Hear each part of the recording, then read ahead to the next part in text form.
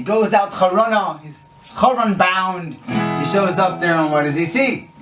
There's a gigantic rock, a boulder, on top of the bar where all the shepherds get their water. Clearly the shepherds didn't trust each other, so they had this deal that no one can get water until everyone was there, and everyone together would push off the stone. I'm thinking just now that maybe Yaakov is an Ish Emes, so he doesn't need to have this deal with other people. He himself was able to push up the stone. Maybe. Anyway, he shows up there, and what does he say? First thing he does, he looks at these shepherds, which are like the thugs of yesteryear, in the olden days. Like, the Chashuva people weren't shepherds. There were shepherds that were incredibly Chashuva people. They're coming up to Hanukkah, the Shivaroyim. But in general, the shepherds were on the lower end of society. He starts giving them Musar. The new guy in town walks over to the shepherds at their watering hole, and he says, "What are you guys doing? It's the light outside. Why are you you closing up shop? It's early. You have a job to do." This is crazy. Like, what are you doing? What are you doing? Yaakov, he seems to be an Erlich Yid, probably, right? Yaakov Avinu. And why was that the right thing to do? Why would you go over to shepherds and tell them how to do their business? Good question. So I called up my father 5 years ago, Erev Shabbos. I was going somewhere and I needed a Vort.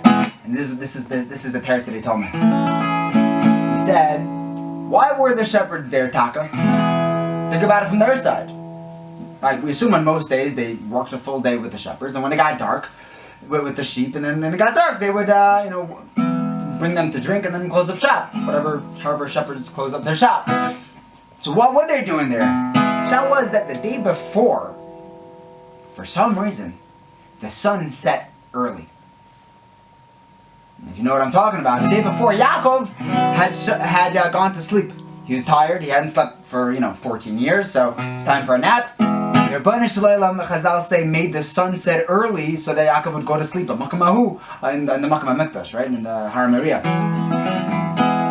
Yaakov comes over to them and he sees they're closing up early. He says, "These must be Erlich Yid." And of course, have you done this call out in the Kavschus? So why are they packing up early? Because they think that the sun's going to set early again. So Yaakov comes over to them and says, no, Chavra, it's early. There's still going to be time. The only reason why the sun set yesterday was because of me. Today, the Rebbeinu Shalom, I don't need a nap early, so the Rebbeinu Shalom is going to set the sun the same way it always is. You still have an extra hour of shepherding time. Alright, the other part is that the first word that came out of Yaakov Avinu's mouth when he was talking to the shepherds was Achi. He says, "Holy brothers, what are you guys doing?" He says, "You want to give someone Musar, you have to start it off with love. That's the only chance that you have of him actually listening and that the Musar actually changing the person. No one has ever changed anyone. You can only inspire someone to change it. That can only be done through love. Brotherhood." Alright, here's a story. There was a bacher in Panovich who, due to social pressures, felt like he was going to start smoking. And he wasn't a smoker, and he was in the base medrash in the first couple of days when he was started smoking a little bit, social smoking, nothing big. And Rav Shach walked over to him, and he said, "I noticed something different about you." He says, "If you're not a smoker, you shouldn't do it. Trust me, I used to smoke for years and years. The doctor told me it wasn't healthy, and I quit cold turkey," says Rav Shach.